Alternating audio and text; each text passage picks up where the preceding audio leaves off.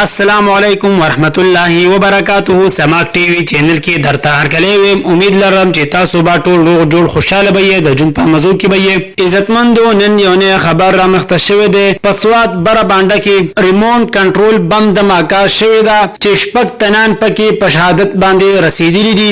یو پکې د جمعیت علماء اسلام امن کمیټه چیرمن ادریس خان چې عام پکې شامل او نور پولیس والا پکې په شهادت باندې رسیدلي دي. د دماکې ذمہواری چا قبول کړه او دا دماکې په ولې وکړه؟ راځي عزتمندو دا ټول معلومات مونږ سره په دې ویډیو کې وګورئ چې پورا معلومات نه خبر شي. کو تاسو مونږ سره په دې ویډیو کې نیوي مهرباني وکړئ زموږ چینل مدر سره سبسکرایب کړئ. خو کې وسه ټلې نشانه وي چې رواني معلوماتي ویډیو تاسو ته په اسانه سره ملاويږي. عزتمندو الله تعالی دې رحم وکړي. ډیر زیات بد حل شروع ده.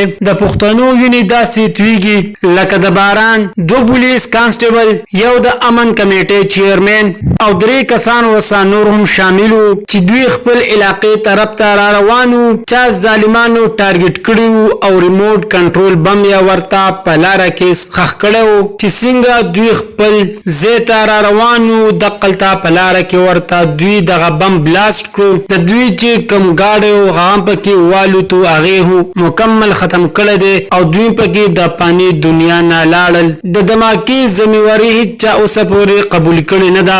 پولیس والا تفتیش شروع کړی دی. ګیر چاپیره ناقبندي لګولې ده خو هغوی ته هم په لاس نه دي ورغلي چې دا دماکه چا کړې ده. الله تعالی دې مغفرت نصیب کړي او کوروالو ته دې الله تعالی د زړه صبر ورکړي. زموږ حکومت ته دا درخواست چې دا قاتلان او ظالمان دې زر تر زره گرفتار کړي او خو سنگینه سخته سزا دی والله ورکړي.